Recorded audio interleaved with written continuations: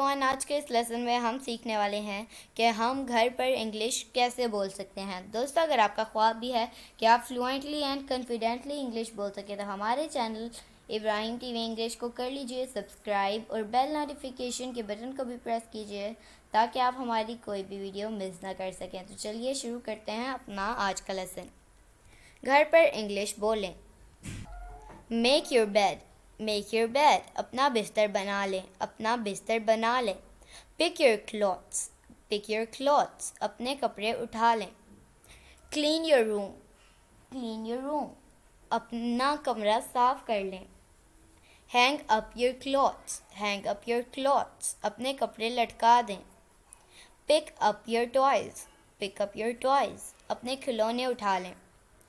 Tidy up your room, tidy up your room, अपना कमरा साफ करें। Wash the dishes, wash the dishes, बर्तन धो दें। Wash the car, wash the car, car धो दें। mow the lawn, mow the lawn, सहन में से घास काट दो। She was doing the chores, she was doing the chores, वो घर का काम कर रही थी, वो घर का काम कर रही थी। She is sweeping, she is sweeping, वो झाड़ू लगा रही है। She mopped the kitchen floor, she mopped the kitchen floor, she mopped the kitchen floor, उसने किचन का फर्श पर पोंछा मारा, उसने किचन के फर्श पर पोंछा मारा। She is doing the dishes, she is doing the dishes, वो बर्तन धो रही है।